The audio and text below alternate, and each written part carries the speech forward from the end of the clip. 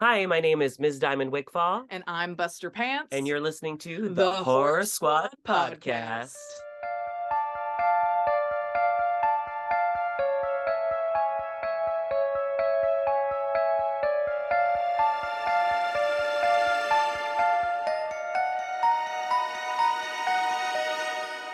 Hello, everyone, and welcome back to the Horror Squad Podcast. This is episode number 385, where tonight we will be talking about 2025's The Ugly Stepsister.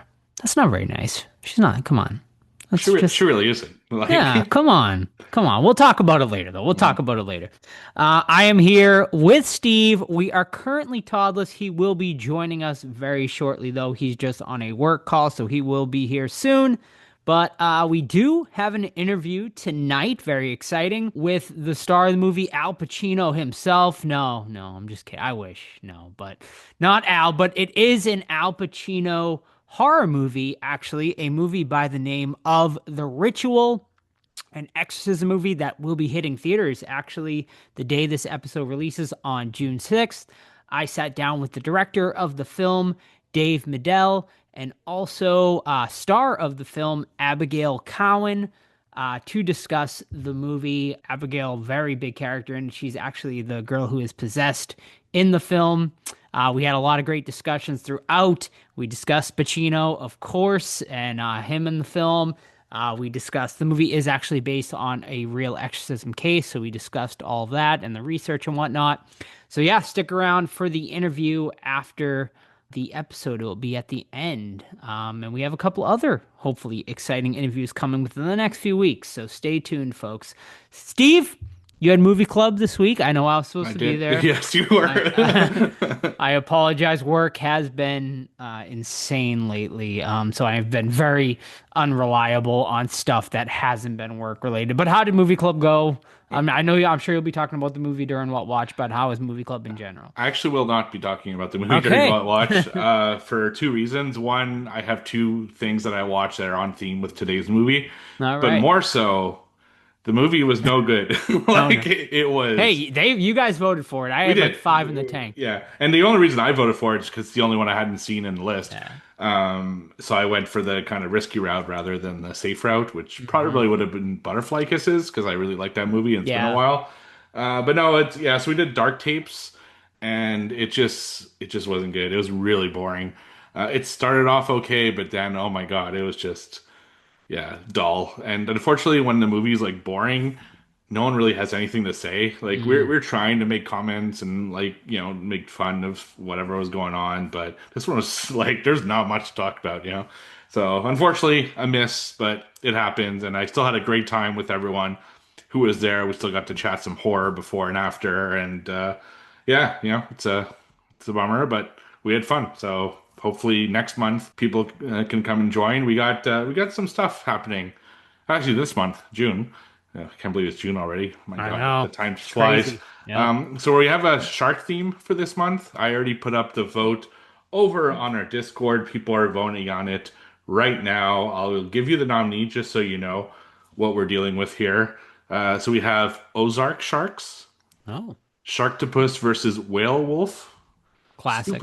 yeah, of course, Super Shark, Zombie Shark, Ice Sharks, Ouija Sharks, and because someone specifically requested it, if they really want to go this route, I'm not sure if they do, but if they Okay. do, Ouija Sharks 1 and 2. Oh So a boy. double feature. Double of- feature. That Wow. was probably awful, but yeah.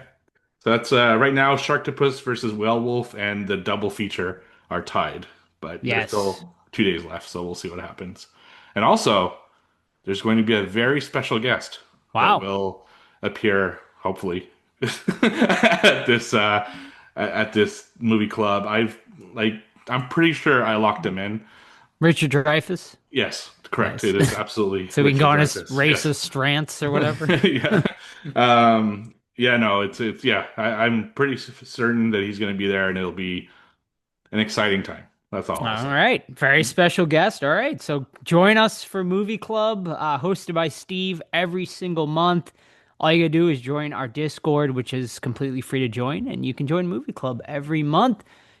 Hang out with fellow horror fans and watch a horror movie Why wouldn't you do it? It's the best. It's so fun, even though I haven't been there in over a year. But I know it's fun because I've been there. So definitely join, and uh, I'll get to one of them at some point when work slows down for sure. Right. Maybe we can plan a week where I know for sure I won't have overtime, and we could try to plan it on a Saturday. Mhm. But as far as anything else going on, updated, Todd has wrapped on special delivery as far as our film is concerned. I am in pre-production right now, costuming and everything. Hope to have some filming going on end of June. Steve has begun principal photography on Mhm. his film as well. So, yeah, things are coming along, and we hope to have it out still early 2026, which I think is definitely going to happen as long as schedules are sticking to, which it seems like at this point. And we will be filming the wraparound in just a couple of months with everybody and our stalker in the film. So very, very exciting there. So yeah, wheels are in motion. Things are coming together. I know perks have already started getting sent out for some of the screen use props from Todd and stuff. And I think someone did buy one of my screen use props. Yeah, it will probably get delivered to you when I finish filming. Probably going to get into you sometime in September, October for that stuff. So yeah, thank you to everybody that did donate to the film. We really appreciate you. And yeah, I think that's about it, Steve. So why don't we head into what watched? I only got one this week. I'll save it for after you. So tell me, Steve, what have you been watching this week? So I do another show called the Let's XP Geek and Gaming Podcast, and I have two co-hosts on that show. I have Mondo and Scott, no longer Todd. He unfortunately left the show last year, Aw, but we have a come great time on. together, and people should check it out. And my friend Mondo, who's on the show, recommended two movies to me, and I thought they fit well with the theme of The Ugly Stepsister. But Mondo, when he recommends things, I know one of two things. It'll either be chock full of nudity, or it will be what I like to describe as moist decay, because he likes the extreme shit, like the really extreme shit. So, first one he recommended fit one of those categories, the moist decay category, and that is 2013's Contracted, which I watched over on Tubi.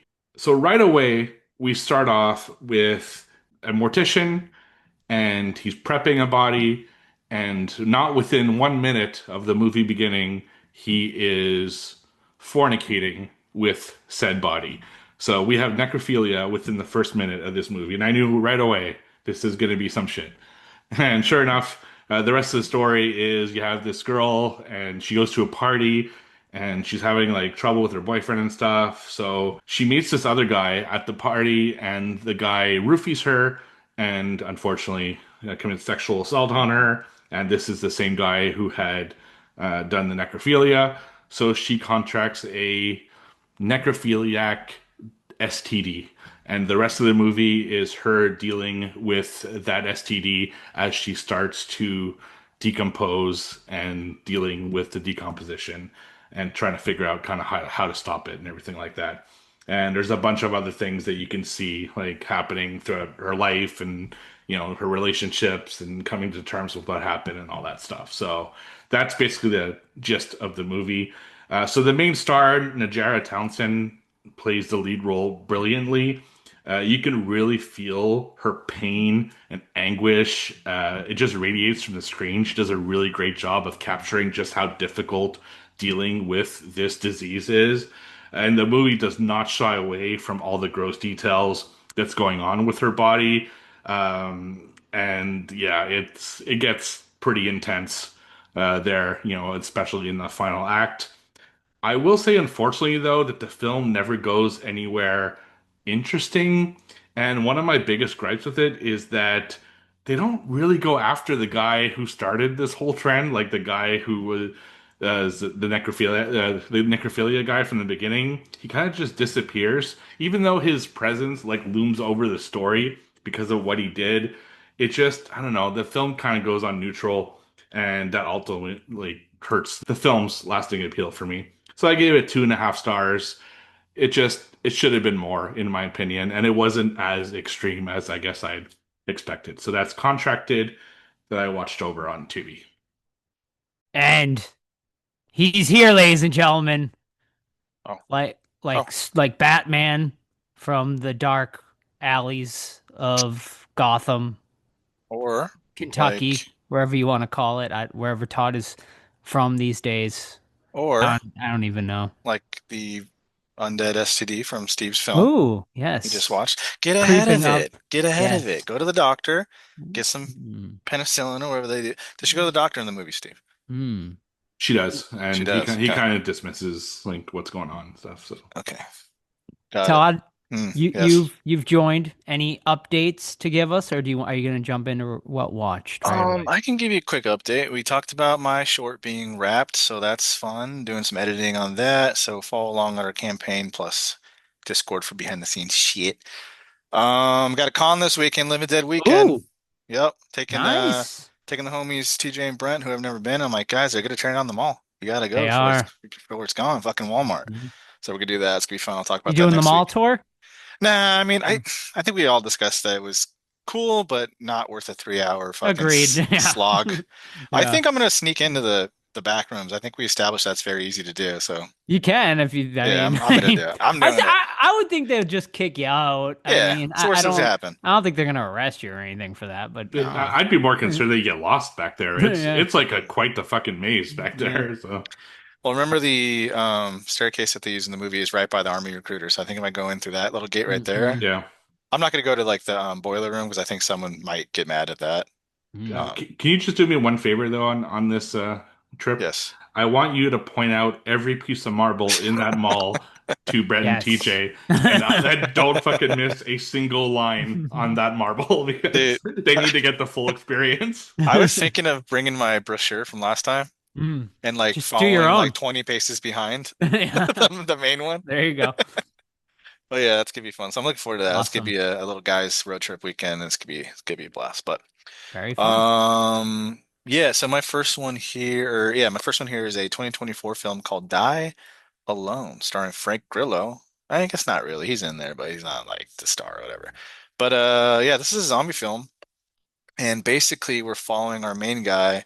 He has amnesia throughout the film, and like he'll, you know, randomly forget what's going on, and then the lead character tells him like, "Oh yeah, I'm fucking so and so," and it stars Trinity from The Matrix, forget her name, Carrie Moss, as like the girl that kind of like takes him in, and she's a little bit mysterious, dude. Like, is she a good guy? Is she a bad girl? Is she trying to like bang him? Is she trying to fucking kill him? I don't know. We'll figure it out. The the unique thing about this zombie film is that they're called the Reclaimed, and the zombies are basically turning back into like plant life. So it's pretty cool.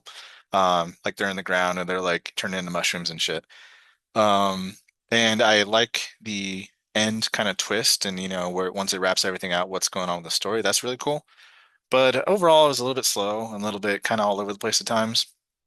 I would recommend it if you're really into zombie films like I am, but I don't think it's gonna like be anywhere near your top list. Oh, and the guy too, is searching for his wife because they had a pact like, hey, if we get separated, meet at this place, right?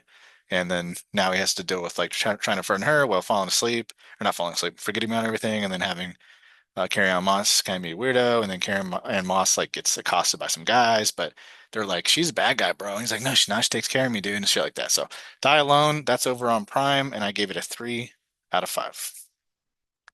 Alrighty. My only one tonight has to do with the interview coming up at the end of the episode, so stick around, check it out. I reviewed 2025's The Ritual, which does hit theaters today, June 6th. So go and check it out if you'd like, based on my review or not. Let's hear it. This movie is about a couple of priests. One, maybe having a crisis with his faith. Another one, perhaps a little older, embattled. Is this The Sure. Exorcist? It is not The Exorcist, but Oh, okay. it is based on a case that was inspired by The Exorcist, actually. So that's why it does sound so familiar. This is based on a true case from the year, I believe it was 1928, The Exorcism of Emma Schmidt. If you'd like to look it up and look up some research about this case. Yeah, so this film deals with a couple of priests led by Al Pacino, perhaps you've heard of him, big man, Oscar winner, I believe, amongst many other things. I know him. Big Boy Capri from Dick Tracy, of course. Scarface, though, Al Pacino, man, he's a legend. He is your older priest who is performing this exorcism. And then we have Dan Stevens, who is the other priest in the movie. The movie also stars Ashley Greene, who Twilight fans might know, and Abigail Cowen, who I interviewed as well, who is our girl undergoing the exorcism. And the movie just follows, basically, I will say the movie does not waste much time. The movie follows them performing exorcisms throughout the entire movie. Basically, ritual 1, ritual 2, ritual 3, ritual 4, and we just go through all of these different exorcisms that they are trying to perform on this girl to obviously save her. Overall, I was not a fan of this one, unfortunately. I love exorcism movies for the most part, but I think the biggest issue with this movie is, I will say, the movie wastes no fucking time, like, at all. Like, we get into the first exorcism within probably 10 minutes of this movie, which also I think is the problem too. There's not much backstory here at all. Just a few lines of dialogue to sort of introduce most of these characters, but I think we needed more world building here. The other big issue I have with the movie is that there's like 20 different exorcisms in this movie. So there's not like that build up to like bring any sort of tension. It's just like one exorcism scene after sort of the next, where it's like all sort of, if you've seen exorcism movies before, it's all just sort of very similar with not much new there. The movie just really lacked any sort of tension to me, or scares, really. So yeah, unfortunately, this was a big disappointment for me. I give it a 2 out of 5. Just was not a fan of this one. But if you do want to go and check it out, what do I know? You might get enjoyment out of it. Steve, he's the biggest probably fan of this subgenre out of the three of us. So I'd be interested to hear what he thinks about this one. I will say Al Pacino is probably the best part of this movie. So if you are a fan of Al Pacino, go and check it out for him alone. But yeah, I mean, go and support it. Dave and Abigail were both very, great. They were a great interview, and maybe after listening to them, you'll want to go and check it out for yourself. So once again, that hits theaters this Friday, June 6th, The Ritual. Go and check it out if you'd like. Yeah, usually I always watch the screeners as Joe does when we have interviews, even though I knew I couldn't be on this particular one. And I went to cast it on my TV and it didn't work. So I figured, okay, maybe it just won't let me. So I went on my laptop, it didn't work. And then it says to refresh. I refreshed and they're like, okay, fuck you. You're not allowed to watch this anymore because we only have a certain amount of views. So I missed out on it, unfortunately. But I will check it out once it's out on VOD or whatever. So Yes. I will say I was immediately a little concerned when I saw it was brought to you by BuzzFeed Studios. So yeah. that was a little, but I will say, I mean, it's directed very, I will say, it's filmed very well. Like, it's definitely not like amateur effort. They definitely had a good budget. They actually filmed it at a real church or whatever you want to call it, which was pretty interesting. And we talk about that in the interview as well. So yeah, so stick around for the interview, end of the episode. I do wonder if are we tapped out on just exorcism films because Maybe. there are a lot of them, and Hmm. after it's been a while since I've seen anything like unique because I Yeah, feel like they've it's kind of done it hard. all at this point, right? Yeah, it's so hard.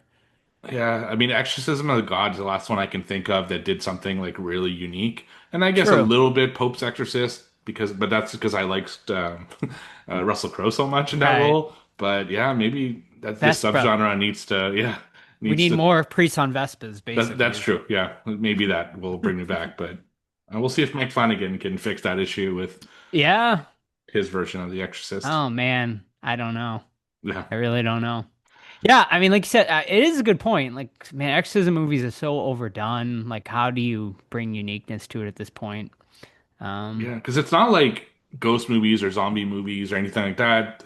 This is a very specific hmm subgenre of horror, and it's really like you need to have a certain things that need to happen in that movie to be an exorcism movie, and we've seen that thing done so often that Yeah. like, where do you go from here? You know? You know, All right. maybe next time a gangbang of like just bring in like 50 girls and exorcise them all at one time or something like that. Have we ever had like a male being exercised too? Like I feel like it's always females. Yeah, we did in the Exorcist TV show. Okay. But I mean, no, not really. I guess it's Yeah. most, sometimes like they have it, but really quickly, Hmm. because I did. How about an animal? Maybe we need like a dog That's what we being need. Yep. exercised. Hmm. That could be something. Let's make that happen. Or Art the clown, perhaps. It could be Maybe. like bring in Fair. a horror villain to be exercised. That could be something, you know. Yeah. Yeah, All right. we'll have to We'll, find we'll out. write the script. We'll figure this out. All right. But we have an Exorcism movie coming up this summer that we're reviewing. So Ooh, which one? Shark Exorcist 2. Ah, yes. Lovely. You got For executive Produced. producers, right? yeah, Produced. for Shark Week, which Joe will unfortunately miss because he's going to be on vacation. Yeah. But Todd and I thought this is the perfect opportunity to actually watch the movie we executive Produced, produced. yeah. Anyway, but that's later this summer. For right now, my second movie is another Mondo suggestion, and therefore another Moist Decay film that I watched over on Tubi, and it's called Thanatomorphose, which is a French Canadian film. Although the movie is in English, it's just very clearly French Canadian by the accents. So this is a very similar story to the last one, minus the necrophilia. It's about a girl who has really rough sex with her kind of on again, off again boyfriend, and he bruises her during the act of sex, so he's being way too rough. And unfortunately, the bruises don't go away. And in fact, they start multiplying, but for no apparent reason. And like the other film, she starts to decay. But unlike the person in the first film, she doesn't want to like stop her life from moving on as she's decaying. So she tries to hide it at first, and then she like brings guys over to have sex with them, even though she's starting to look like more and more like a corpse, and it gets really disgusting. Like this one is extreme. I would put one up there with something like Necromantic, if people have seen that one. It's very decay, it's very wet, it's very like gross. And I don't think a lot of people can stomach a movie like this because it is the whole fucking film where we're watching this poor woman go through just absolute grossness. I mean, it is disgusting of a film. And there's not really that much more to it. It's really just seeing how grosser can she get, And then you're like, man, she can't get any grosser than this. You look at the runtime, there's 20 minutes left. You're like, God damn, they're gonna make more. They're like her even grosser, and sure enough, they managed to do that. It felt like I was watching Necromantic 3, to be honest, minus the sex with the corpses. So I personally wouldn't recommend it because it's not my thing. So I gave it 2 out of 5 stars because I do appreciate it was all practical effects and how far they took it was cool. And I'm sure there's some kind of big like meaning to this whole film, but to me this was more of a here's what I can do to make you like feel gross. So that is Thanatomorphose from 2012 over on Tubi. Very cool. Very cool. All right, my last one here is my series rewatch continues with Final Destination. I did Final Destination Part 3. Joe, give me the quote from Final Destination 3. Fuck you, Ben Franklin. Exactly. Fuck Ben Franklin. We got people dying, Ben, and you're hoping for electricity to come strike. No one cares about your experiment, bro. But this one starts off with new group. They're at a high school graduation kind of thingy-mabobber at a theme park, and they go on this fucking devil theme roller coaster, and something's gonna happen, man. Of course, you've seen one Final Destination, you know what's gonna happen. People are gonna avoid death, and then they're gonna get bumped off. They're gonna figure out that like we were spared, so now there's an order to it, and then there's gonna be wind, and there's gonna be sounds, and there's gonna be freak accidents, and people are gonna be like, this is Death's plan. And then Tony Todd's gonna come out and confirm that, yeah, motherfucker, you guys are like gonna eat shit because Death's after you. Final Destination 3. Spoiler alert, is my favorite of the series. I actually finished my rewatch. I'll talk about the other films next week. But I enjoy the characters. I actually connected with them. Mary Elizabeth Winstead is an excellent actress, and she plays the role pretty well. I forget the guy's name, but he's good as well. The kills are all sweet. Tony Todd comes back Which is weird because in part 4, that's the only one he's not in, which was a big mistake. But I guess because it was set in a different U.S. state, but it's a horror movie, you can get around that. But Final Destination is fun. I enjoy the characters. The kills are still good. They're not to the goofy level yet that 4 becomes. So I recommend it, man. So I gave it a 4 out of 5, and it still holds up. All right. Excellent. Thank you, gentlemen. And now it is time for trivia. Everyone's favorite, least favorite. We still haven't gotten an answer. Discord, Don't come know. on, help us out. All right, Todd, bust out the books Mhm. and give us the scores for trivia. Which is it ending soon? Are we almost out the quarter? Whole Still got month left. 1 month. Yeah. 1 month. Okay. All right, Q2, myself, the people's champion, in the lead with 17, Steve in second with 12, Joe in 8, not in 8, with 8 Oh, in third place. all right. Yeah, who's leading off tonight? I'll Who's got lead the us big- off Oh, because I was both sent you a guys are ready. question. Oh, Oh my. I was sent a question from our buddy Joseph, aka your geeky neighbor. nice. Shout out to Joseph. Shout out. And he said, "Hey friend, here's a great pod horror trivia question, Love it. Evil Dead franchise related." Seen him? Yes. So he would like to. This is a hard one. You got to be I would say you'd probably have to be a diehard Die Hard. Evil Dead fan, which Todd kind of is. So Well, no pressure. don't give me, No pressure. Okay. But he would like to know, what is the film title used to market and promote the film Army of Darkness in Japan? So Wow, the great alternate question. title Yeah. for Army of Darkness in Jesus. Japan. Great question, which I'm definitely gonna add to the book. Yes. I'm gonna say Mr. Shotgun Hand. Okay, that's a great guess, actually, but it is incorrect. Okay, I was gonna go more serious, but you're right. They do translate some goofy shit sometimes. Yeah. Especially a movie like that, I would assume. Like, Evil Chainsaw Man. Evil Chainsaw Man. No, but also a great guess. I will give you guys one hint, Okay. and the hint is think about his profession. okay. Evil salesman guy. Incorrect. I'm But gonna go. you're on the right track. Yeah, I'm gonna go. Oh my god. Shop smart. Yeah, Shop S smart. S smart. I'm gonna go department store Love it. killer. Incorrect. The correct would No. I'm good. guesses. No, I wouldn't think so. This is a tough one for sure, but a great one. Todd, add to the book. The Yep. correct answer is Captain Supermarket. No, I never Love would have it. guessed that. I'm gonna add it. Where's Captain coming from? He's the So, lead. what He's is the a he's our Japanese- hero. Title of Army Darkness. Yes, What was it? Captain Supermarket? Captain Supermarket. Yes. That's No. insane. Yes, he even provided there's the Japanese movie poster as well, which is fun. That's pretty cool. As a Japanese person, I'd be like, "What the fuck is this trash?" Right? All right, Steve, would you like to go? Sure. I totally forgot about trivia this week. Uh-oh. So you know what that means. Kayla. I went straight to the Book of Kayla and picked 3. She's working on more of her. I heard. Yeah, I know. I'm excited. cool. I've been running this list since like 2021, I think. So yeah, I picked 3 taglines this week. Oh, all right. Very short and sweet. And I know you've seen these movies. I think we've reviewed 2 of them. Love a good So- tagline. Yeah. First one. The lucky ones died first. The lucky ones died first. That sounds very familiar. Hills Have Eyes. Correct. Yes. Good call. What's our tagline? Do we have one yet No. Oh, We've- for the good call final on that. episode? We need to have one. Yeah, we need We'll have one when Probably. we Gotta do some brainstorming here. Let's just make it a and poor we Japanese also translation. we need a Japanese translation too. Like Yes. when we put it on TV. It just translates to 3 guys at horror. Oh, damn it! Yeah.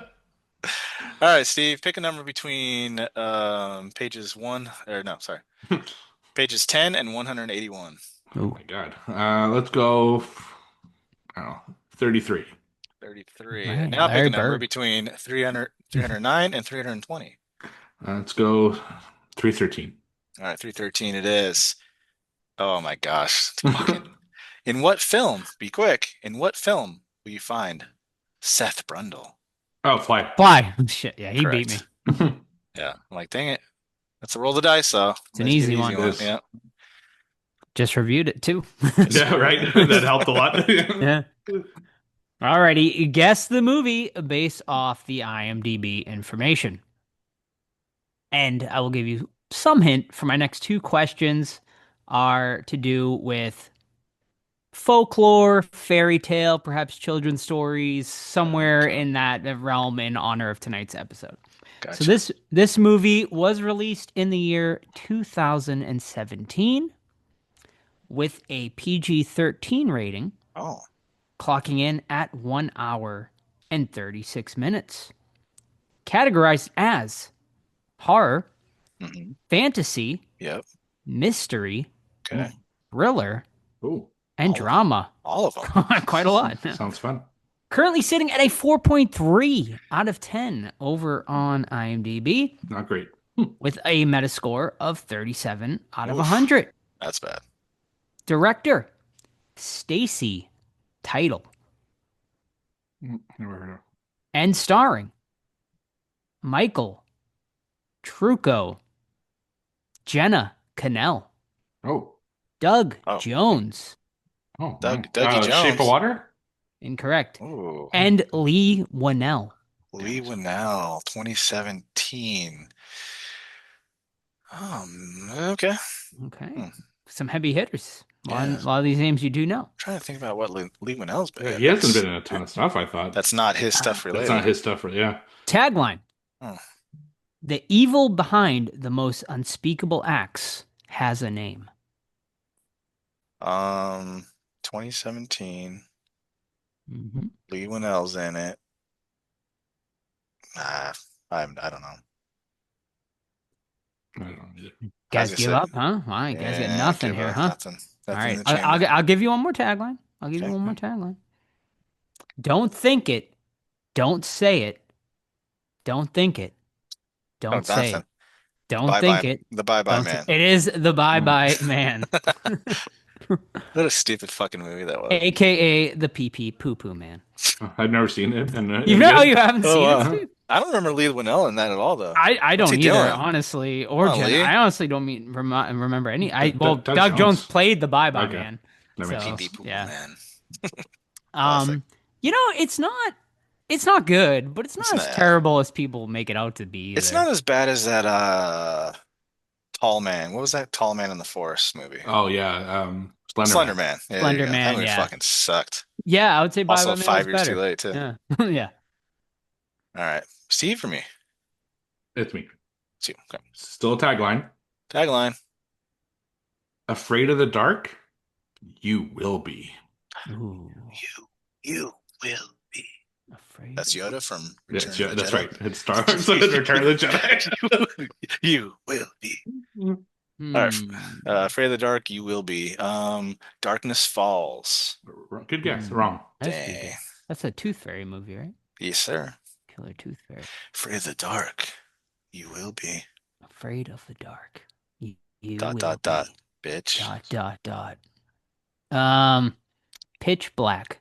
Oh, nice one. That's a good guess as well. I'll give you a hint. It's in the 2000s. Mhm. 2000s. And Afraid I'm of the sure Dark. you've both seen it. Mhm. The Others. Wrong. Not a bad guess. Wait, why'd you look up like it was close? No, I was thinking it's even Okay. 2000s. I thought it was maybe no. I think it's 2001. So it makes sense. Yeah. Afraid of the Dark. 2000s. You will be. Dot, dot, dot. Mhm. Bitch. I got nothing. I got nothing. You give up? Yeah. Yes. Movie is The Descent. Makes Descent's sense. so good, dude. Makes Yeah, I makes know. a So great good. movie. That's great. All right, Joe. Pick one between 33 and 181. 180. All the way to the bottom, baby. All right. I'm just going to pick one from. No, that's not fair if I pick one. All right. Pick one between 2,202 and 2,212. 2208. All right. Children of the Corn from 1984 takes place in a little Nebraska town. What's the name of the town? I knew you were gonna ask that. Is it? No, that's Gatling. Yep.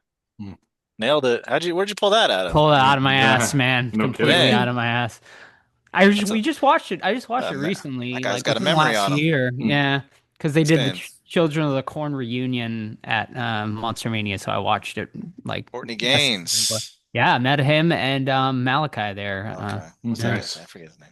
John Franklin. Hmm. Yeah, good movie. I like it. I haven't watched it in quite a while. I enjoyed it. Alrighty, back to me. Yep. Yes. All right, 3 letterbox reviews. Can you guess the movie? Maybe. All right. Number 1. This one, not much, but you know. It is possible to make a genuinely scary PG-13 rated horror movie. And this one is proof of it. That's a Agreed, lot of agreed. info there. Yes. All right. Number 2.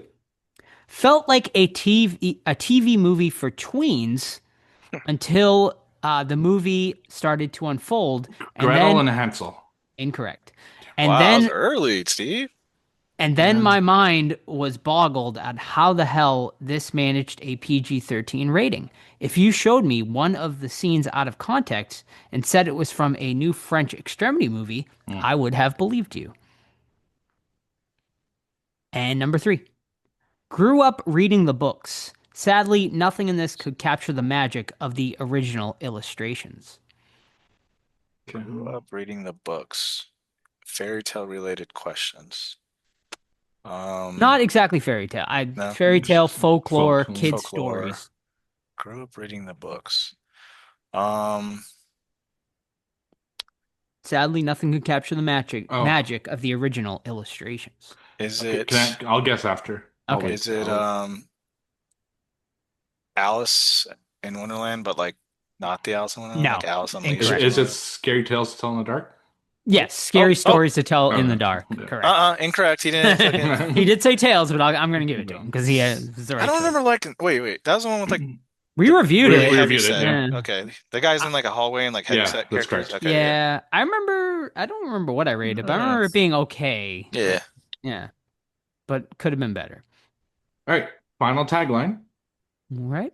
Before you die, you see it. Ah, fuck, I know this one. Oh, me too. Before you die, you see it. Before you die, you see it. Oh boy. Fuck. Is it Smile? Wrong. Good guess, though. Die. I could definitely It's say on it. the tip. It's like, oh, tip of the current. It's a wee-wee. movie like that. Before you die, you see it. Gosh, dang it. All I don't know why The Ring just popped into my mind. The Ring? That's because it's correct. All right, good. Yeah. Nice. Hell yeah, Good baby. Hell yeah, baby. All right. Steve, tell me when to stop scrolling. Go. Go. All right. That was quick. Thank you. This could be a good one. This is an easy one. In what 1990s supernatural film will you find the Earlys, a young family? Can you repeat that?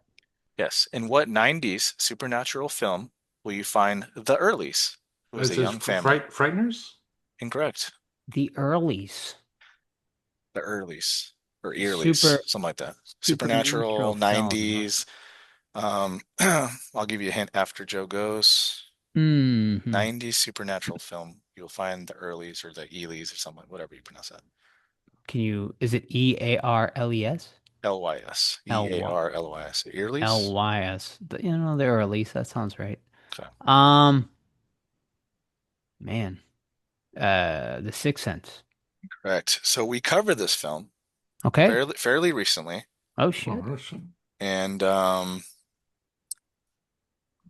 just gonna keep giving hints till someone gets it. We covered this film fairly recently. The Others.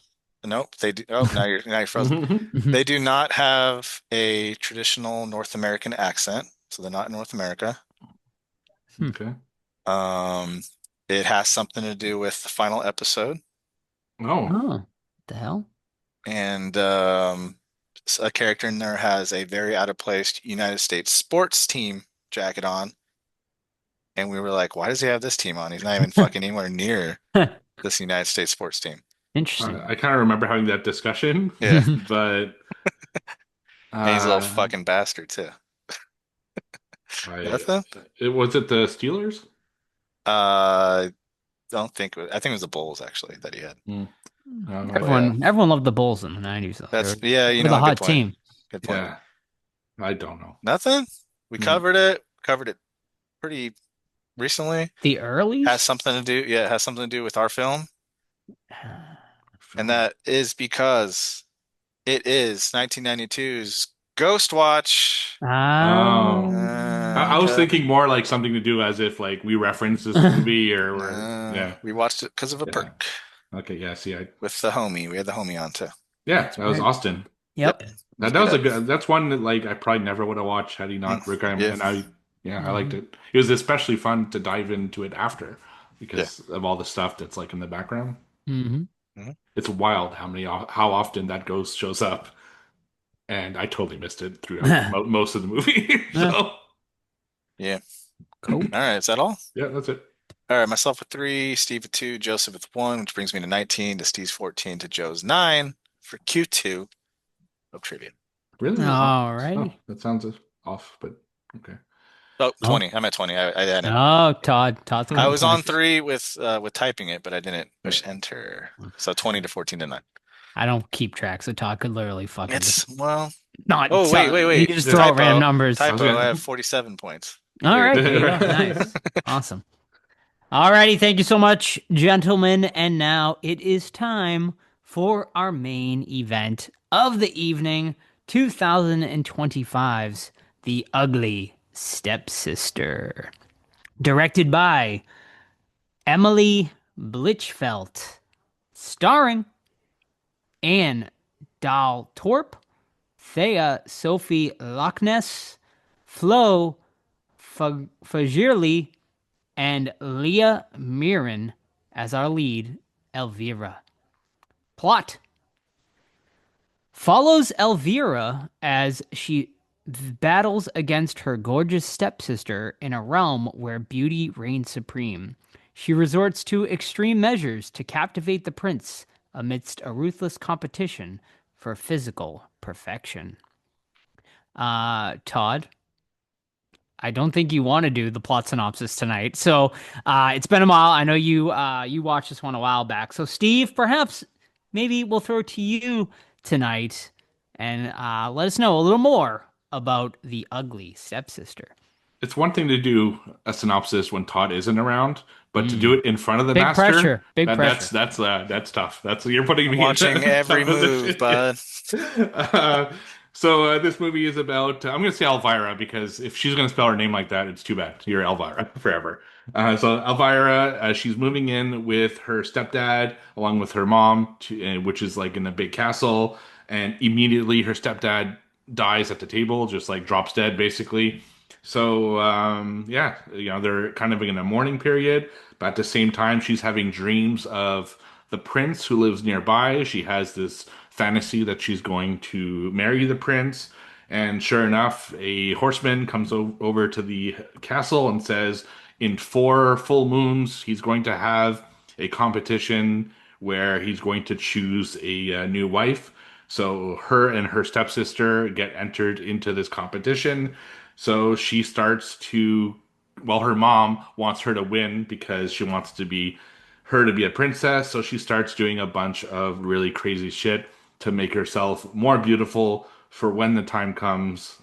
The prince can pick her as her bride, as her fantasy has kind of come to light. That's basically the gist of the plot. As the whole movie is her trying to become more beautiful and trying to fit in, and for some reason there's dancing scenes constantly because the dance is important to the prince, I guess. I don't know. It's a weird movie. So yeah, what do you guys think of The Ugly Stepsister? You could tell me when you're with your boys, you're not judging the dance routine, Yeah. picking your girl out of it. You guys are full of shit. Well, dude. it's one thing to judge the dance routine, but to actually like preemptively say I want there to be a dance routine before I pick is where I'm like, okay, that's weird. Hey Todd, what do you want to do for your wife thing? I just dance, bro. Just dance. Yeah, Don't care how she right. looks. Don't care how she acts. I just want to see her dancing. Yeah, I watched it before we confirmed we're going to cover it, and I want to rewatch it. I didn't have time, so um, yeah. Overall, like I thought it was really fun, just because it maybe hit me at the right mood. Because I think Joe mentioned it that this is probably usually a movie I wouldn't like, but I actually did. I don't know. I was just along for the ride, and I always appreciate like a different take on a popular legend or story, whatever you want to call it. And the body horror got really cool for me. I gotta say though, the prince is a little fucking asshole, and we need to like do better as a prince, dude. And especially him and his friends. Let's be a little better. Um, I thought the transformation was really well done from her being, sort of the ugly duckling to the, smoking hot wench in the castle, and her sister going from the hot chick to the ugly duckling and the reverse to that, and then what we see in the end of the film. And honestly, if you know what Cinderella is, you know what the story's going to be about, just, with more blood and, sex and shit like that. So overall, I really liked it.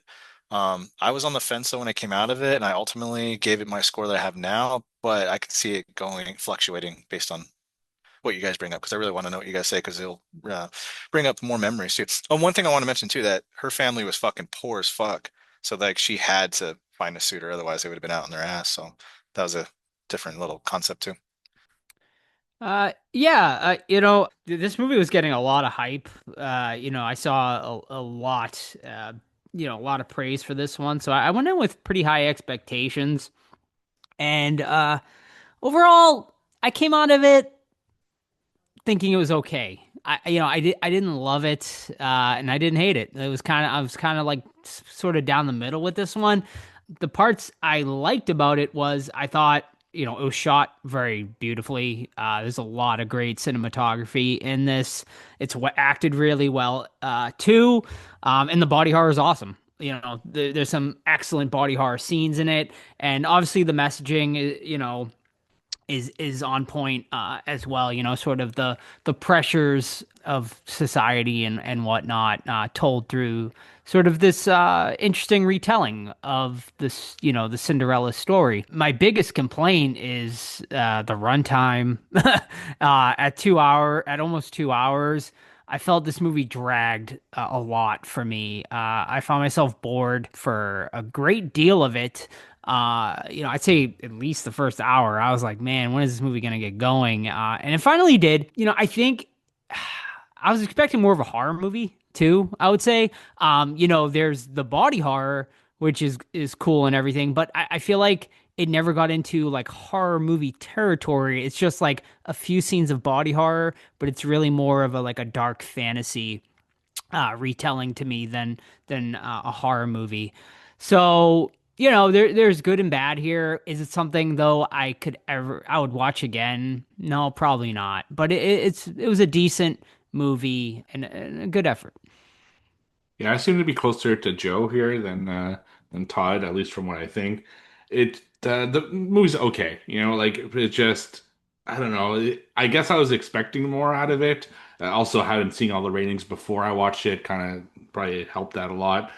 It's just there's a lot of weird shit in this movie that I'm not really sure why they put into it. Like sometimes it felt just like shock for shock's sake.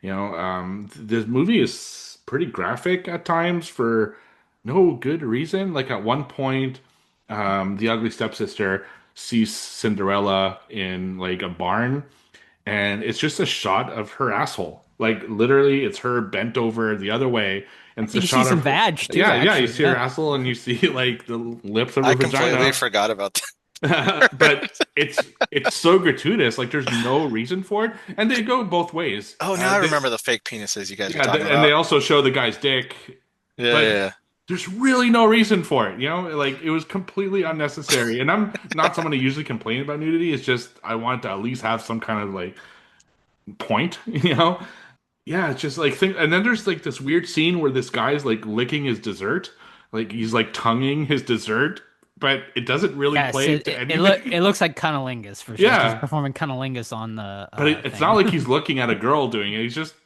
having that much fun with his dessert, And there's a lot of like weird, like the jizz coming down, the leg, and I don't know. It's a weird movie. I agree with Joe that it gets really boring at a certain time. See, I wasn't bored right away from the beginning because you do start. You could see the slow progression of her trying to like better herself in extreme ways, but it kind of like stops at a certain point, and then it's all about like her becoming a better dancer and her like kind of becoming a better person.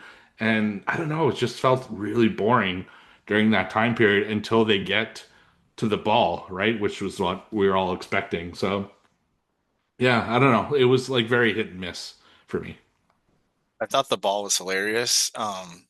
When she gets rejected by the prince because the other chick comes in, and then the heavyset guy comes to dance with her, and like she just blows him off, and he's just standing there smiling. I'm like, dude, he's probably packing heat, he's probably a nice guy, and you're blowing him off because the prince is a little pretty boy bitch. But I don't remember Jizz coming down the leg at all, man. Damn, Yeah.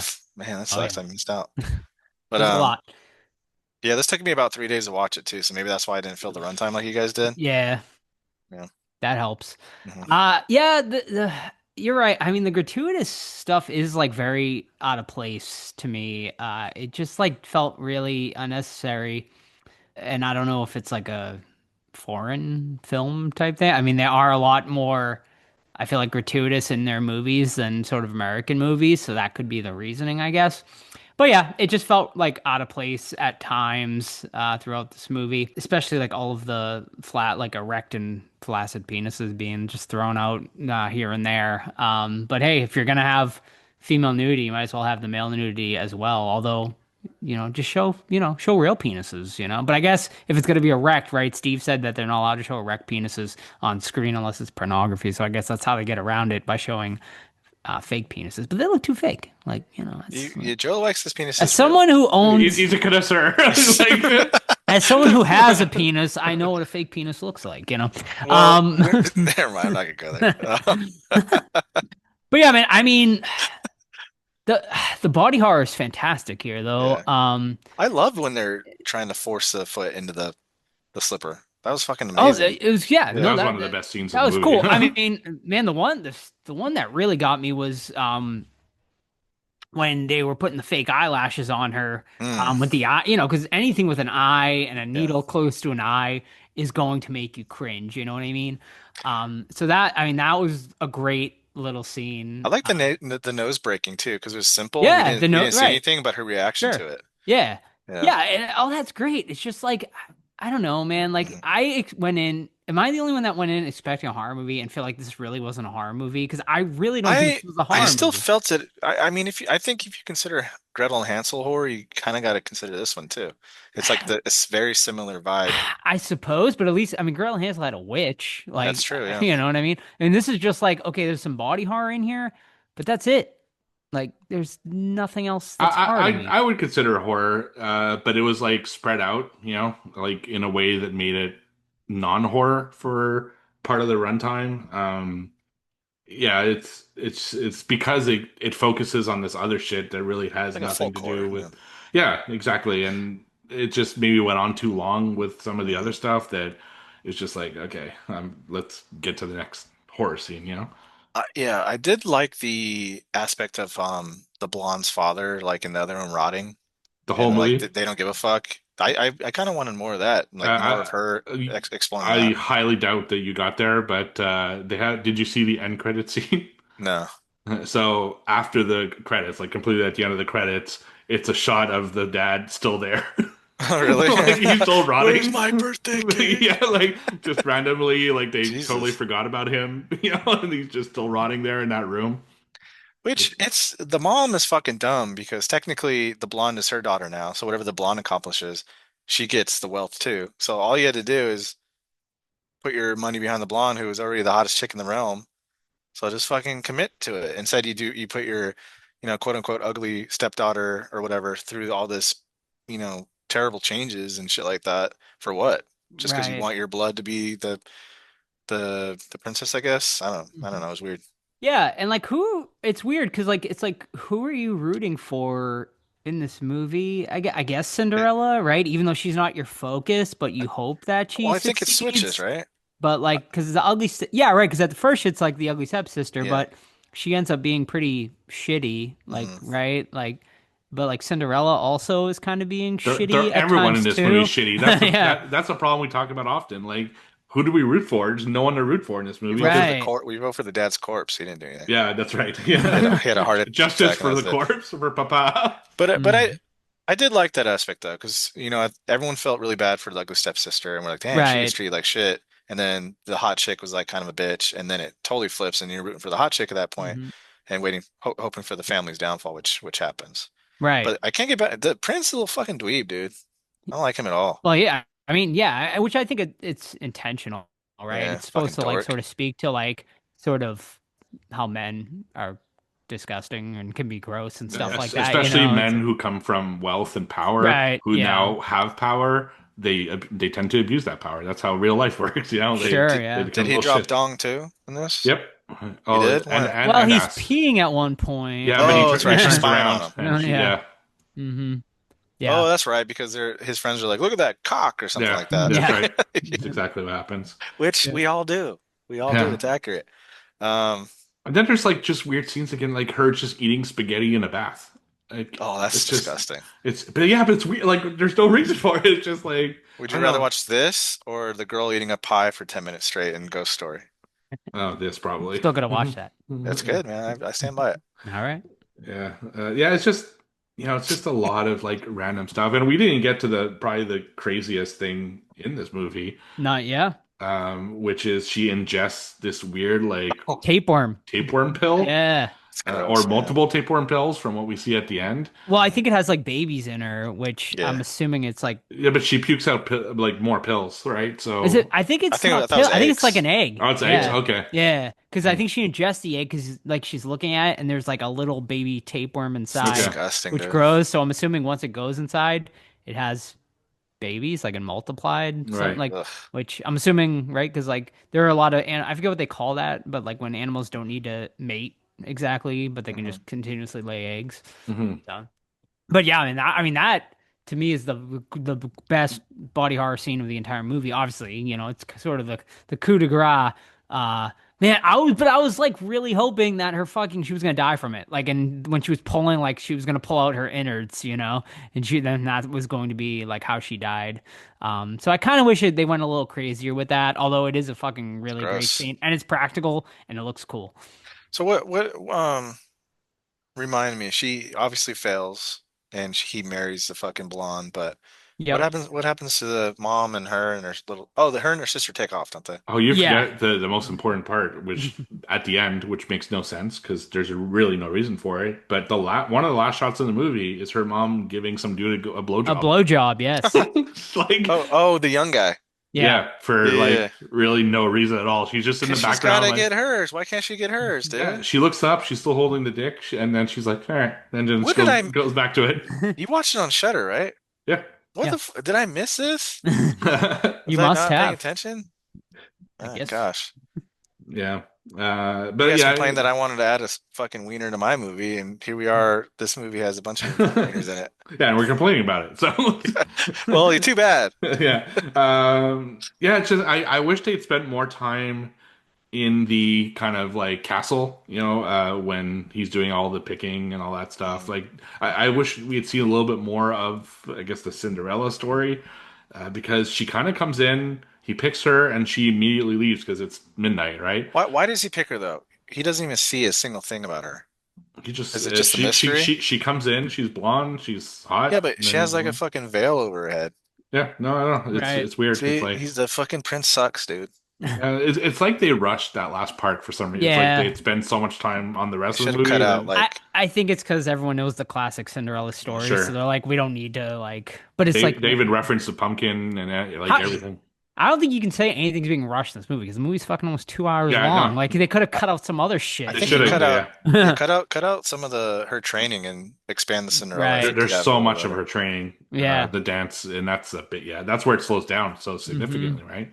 Yeah. And this might be a weird problem, but I think she was too attractive to be the ugly stepsister at the Yeah, beginning. no way she. Yeah, she's not even that ugly. You Yeah. know, they should have given her more prosthetics to kind of, like a big old witch Fair. nose or something. yeah, like it had a little bump, like big fucking deal, it's like, oh, she had she had braces. yeah, which is guys. weird. Are there braces and like when did braces get invented? Look it up. Well, What that's year the is this? that's the other thing is I feel like there's parts of this movie that is almost like in pretty current times, and then like there's like no I feel like defined like time error in this movie. It sort of seems like all over the place as Set well. in the 19th century, by the way. Okay, So I mean, 1900 to they probably 1999, had is that what it braces is? Yeah. back then, I assume. Yeah. Yeah, it's possible. Yeah. They probably did their research on that. think, you know. Yeah. And how about that fucking super perverted dressmaker who just comes in and I mean, there's a like, lot of perverted shit in this yeah, movie. Yeah, it's very depraved at it times. is. Yeah.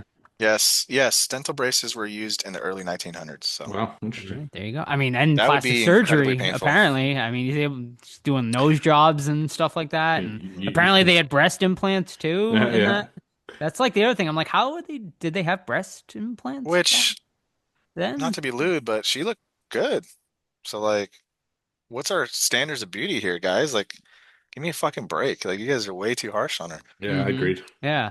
Yeah, and then also like I didn't understand the full like Cinderella, laying with or having that love affair with whoever The he stable is, boy? the stable boy. Because he Like was a fucking stud, dude. That's why. Come on. I don't really understand like how it added or not to the story. I guess like it's what made her the outcast, I suppose, and what sort of made the family haters because she wasn't a virgin anymore and stuff like that. But I don't know. I just that was like another part. I was just like, like, dude, was this necessary or needed?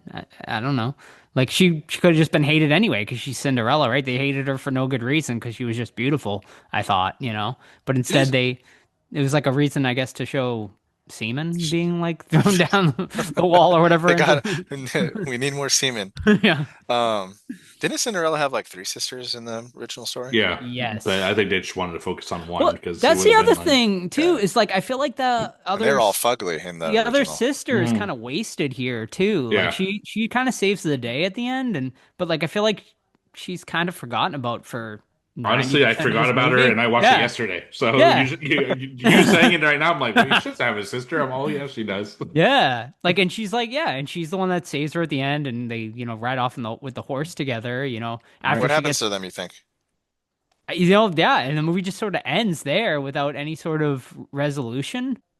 What do you Yeah, think I mean, happens in your head canon? in my head canon, I assume the two of them go off and live a happy life together. Yeah, that's Yeah, what I think too. Yeah. I think they're dead on the road because You think so? outlaws came and got two women that are by themselves and not a safe time back then. So It's That's possible. Yeah.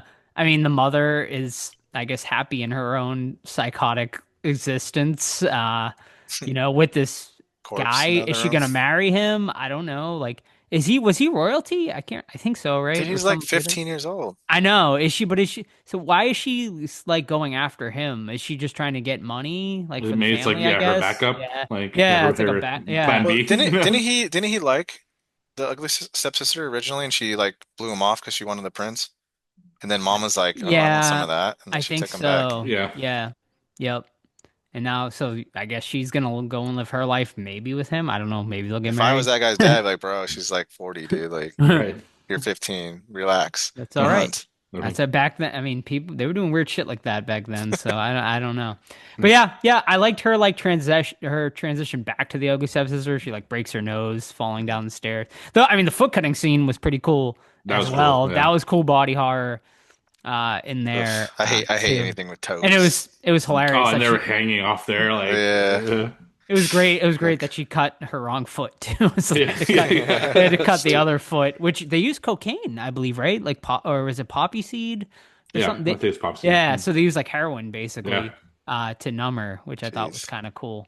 Little tidbit as well there, but yeah, I mean, I guess what else? I feel like one we got one through the happy accident. Okay, Ooh, this is all just right. I had to look it up to make sure I was right on this, and I am. At the end of the movie, the last screen it says slut, Yes, Yeah. instead of the end, yes, which is actually Norwegian for the end. Perfect. It's a happy accident that it happens to be an Yes. English word for like. Yep. I thought that was incredibly fitting Yes. by accident, right? It Because- was. Should put that in Agreed. ours. One of the fitting, yeah. Slut. One of the top letterbox reviews is like, "Why'd they have to call me a slut at the end?" Right? Yeah. That's a rare one where I appreciate the humor in letterbox review. Yeah, Yeah. it was good. But what do you guys? How do you guys feel about this trend in general of the fairy tale horror movies that sort of we've gotten in the past 5 years? I like it because Yeah. the source material is way darker than what Disney ever put Yeah, out. So I'm all about it. Yeah. Mm-hmm. Yeah, well, because there's two. Has there been a great example yet, though? I mean, See, Todd, yeah. you really like this one, but Well, me and for you me, really like Gretel and Hansel. Yeah, that's true. Scarlett Johansson might be, for me personally, the best version so far. Yeah, we're getting a lot of these because Disney is losing its hold on a lot of these stories, Hmm. because of the like copyright thing. So yeah, we're seeing a lot more. I can't say there's one though that like comes to No. mind as wow, this is an Hansel amazing and Gretel example. Witch Hunters. That was fun. Not great, but fun. Oh, with Yeah, Jeremy Renner there. Jim Renner, Yeah. yeah. Uh-huh. yeah. Gemma something, Atherton or something. Also, Hansel and Gretel get baked surprisingly better than you would think. Yeah, I don't know. Full Moon, I imagine.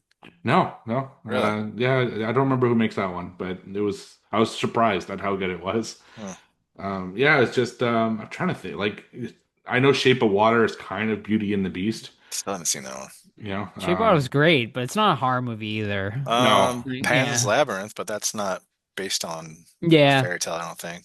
No. yeah, you have like I mean, if you want to say like The Sleepy Witch and Hollow, anything like but that. that's Yeah, that's more. Sleepy Hollow was good. Yeah, Sleepy Hollow is great. But I'm trying to, yeah. I mean, obviously you have the dark fairy tale universe right now that we're what the yeah, hell are they right. calling it? The Pooniverse The or whatever they're Pooniverse, calling yeah. it, which I think the Peter Pan one's the best one to come out of that so Anyway, so far. But I will say like this movie's probably better than anything that's come out of the Pooniverse, so far. So I'll give it credit for that. Hmm. But yeah. But all right, gentlemen, I think anything else? I think we pretty much covered rate it. everything with this one. All right, I'll start us off. Yeah, man, I think I hyped this one maybe a little too high up for me based on everyone's letterbox reviews I was seeing. But yeah, I mean, it's a decent movie for sure. It just wasn't fully what I expected. I was expecting a little more horror in here, but the aspects that are horror, the body horror is great. But yeah, man, for me, it just dragged a little too much. And yeah, I give it a 3 out of 5. All right, initially, at the end of the movie, I was a 3.5 out of 5. Then I let it sit, went up to a 4, and then I talked to you guys, and I think I'm back down to a 3.5 out of 5. I love the body horror stuff, and I love how it flipped the script on, we're liking this girl at the beginning, and then now we're liking this girl at the end, and it flips. I really like that, but I do agree. It took a long time to get to those good points, and I think if you cut down some of that filler, and then expanded upon the ending and even made it darker, I think we would have had a slightly better film. But I still liked it a lot, so I give it a 3.5 out of 5. Yeah, I had the same thing as Joe. I think I hyped it up too high based off my friends' like letterbox reviews. I also give it a 3 out of 5. I liked it. I don't think I'd watch it again. And it just, I don't know, it was too slow in the middle, and it had too many weird kind of scenes that felt out of place and gratuitous. So 3 out of 5. I still recommend people checking it out, but I wouldn't rush to see it either. Alrighty, and what do our friends over at Letterboxd have to say on this one? Currently sitting at a 3.7, so higher than all of us right now, out of 5 over on Letterboxd. Alrighty, I think that is going to wrap it up then for this week's episode. Once again, don't forget, stick around for our interview at the end of this episode with the director Dave Midell and actress Abigail Cowen for their movie The Ritual, which does hit theaters today, this Friday, June 6th. In the meantime, Steve, what do we got for next week? So it's a movie that we mentioned a little while back, and people on our Discord seemed really excited for us to do this, so we're doing it, and that is Bill Paxton's Frailty, which I've never seen, so I'm kind of psyched to see what it's all about, what all the hype is about. So, yeah. Alrighty. Todd, I see you shaking your head over there. Never seen it either. Really? Yeah, that's So right. I think that's looking why. forward to I think it. that's why I was like, we have to review it then, because I mean, no spoilers, but it's one I remember. It's been a long time since I watched it too, but it's one I remember really, really enjoying. And I'm excited to revisit it as well now with sort of a critical eye for the show. Alrighty, so go and check out Frailty, folks. It should definitely be streaming somewhere or the other. So go and check it out. Bill Paxton directed, I think his directorial debut actually, for Frailty. In the meantime, you can keep up the podcast, Facebook, Twitter, Instagram, and Threads. Just search the Horror Squad Podcast. You can email us anytime, the Horror Squad Podcast at gmail.com. And the absolute best way to keep up with the podcast, you already know it. It's our Discord, totally and completely free to join. It's linked over on our Instagram, or send us a DM or an email, and we will get you a link to join that Discord. We have Movie Club every single month, like you heard earlier, over there, as well as a bunch of other channels to sift through. So come and join us on the Discord. Also, don't forget, leave us a 5-star review on your favorite podcast app if you haven't already. That helps show the show greatly. Or you can buy merch, tpublic.com, the Horror Squad podcast.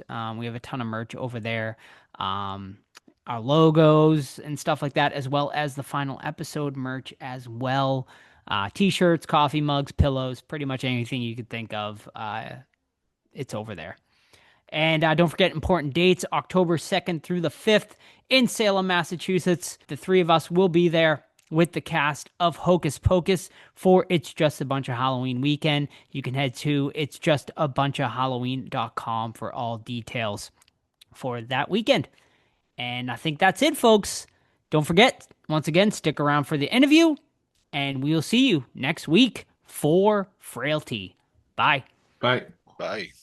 Hello, everyone, and welcome back to the Horror Squad podcast, where today we are joined by some very special guests. Their new film, The Ritual, will be hitting theaters on June 6th. Please welcome the film's director, Dave Midell, and actor Abigail Cowen. Thank you both so much for joining us today. Thanks for having us. Awesome. So, David, can you just start off by telling our listeners, what the film is about?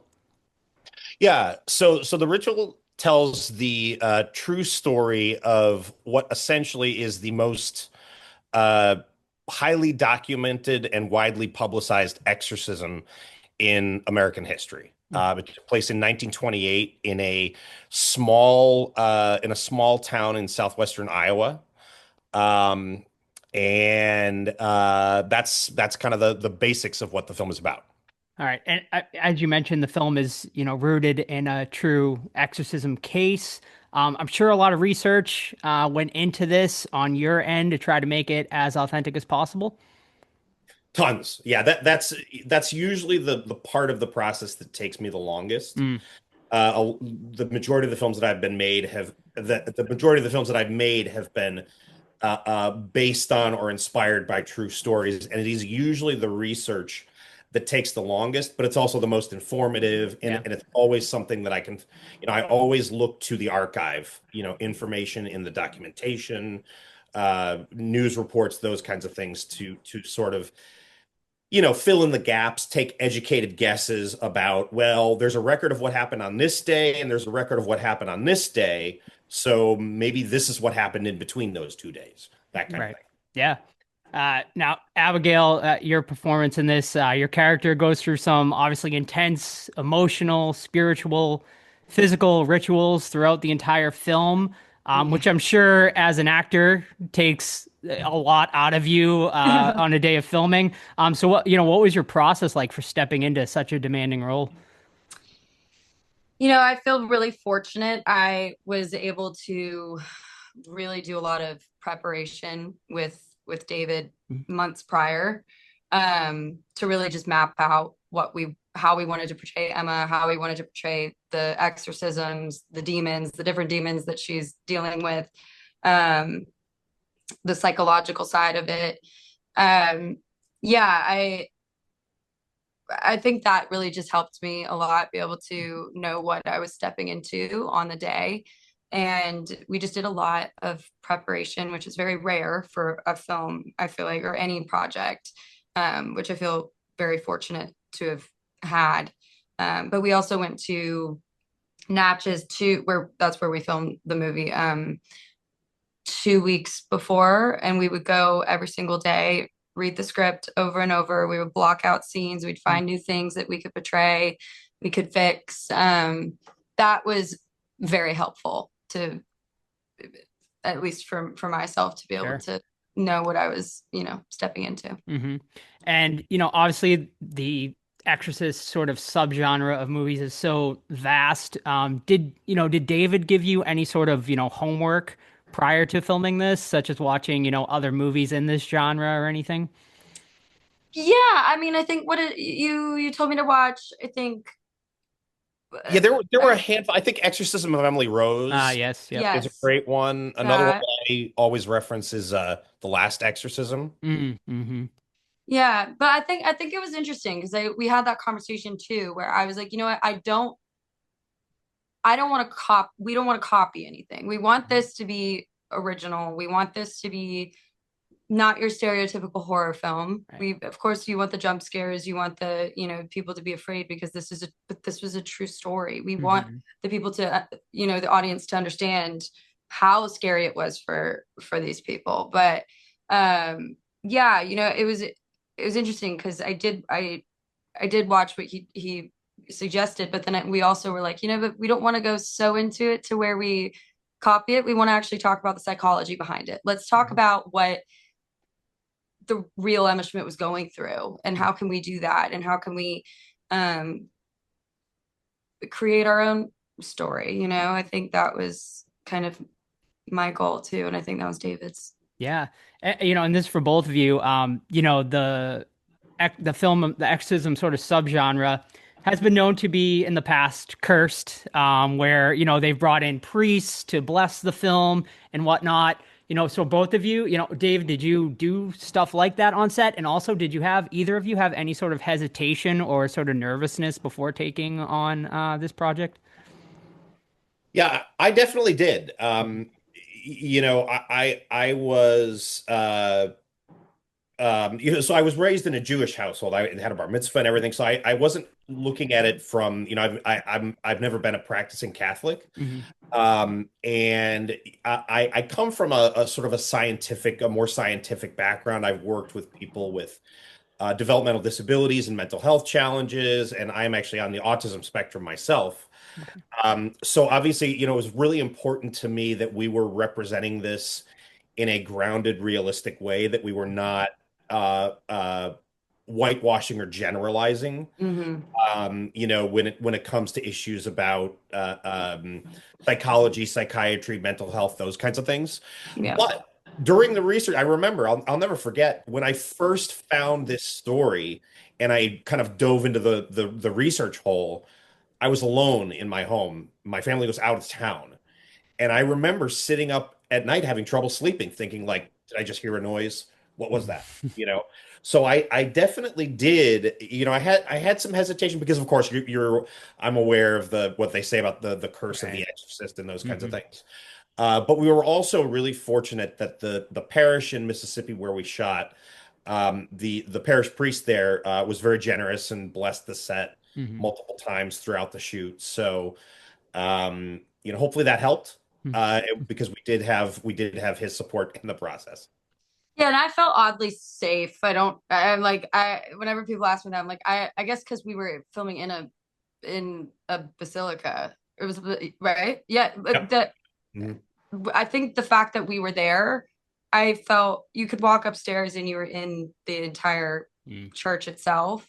I also am like, if this is real, then, and if God is more powerful than evil, I think we're good. I think we're just telling a story. I don't think that we're actually doing real. We're actually telling a story about a woman overcoming this. It wasn't like we were doing, and I think that also gave me a sense of peace because I was like, we're actually telling a story of survival.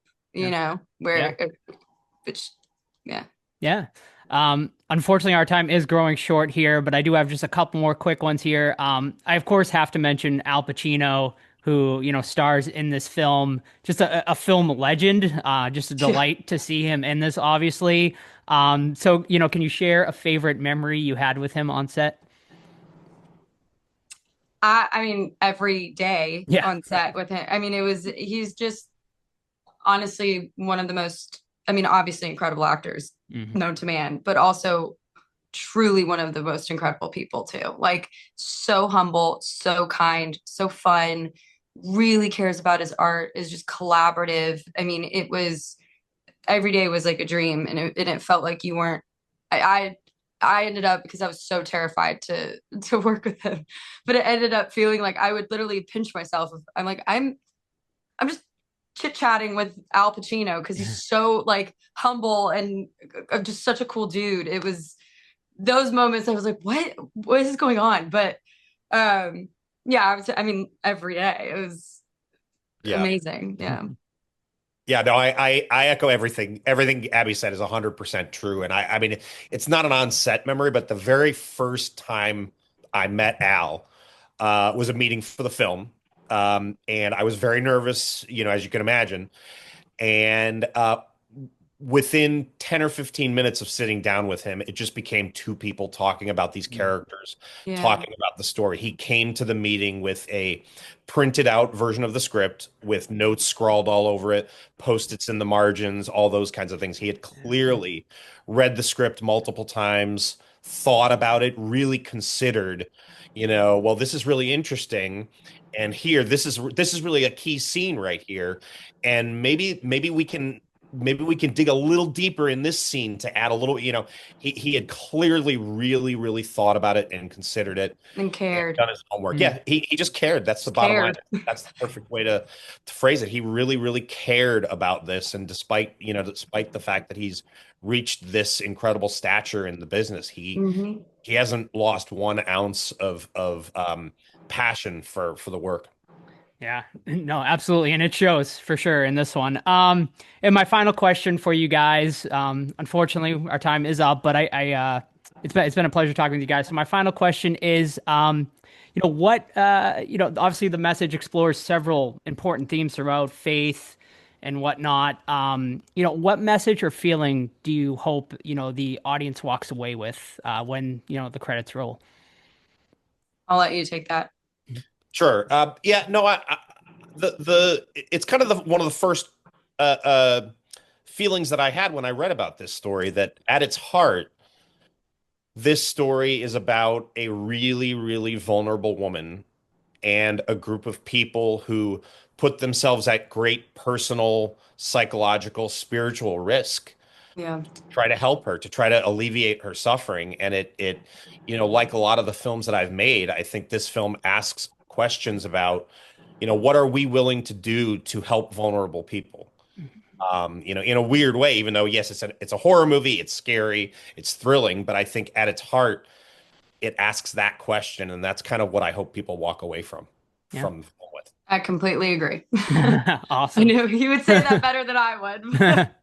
Nice. Well, David and Abigail, thank you both so much for joining us today. And everyone, do not forget, check out The Ritual. It'll be hitting theaters actually this Friday, June 6th. So go and check it out, everyone. You do not want to miss it. Thank you again, guys. Thanks. Thank you. Thank you. Great talking to you.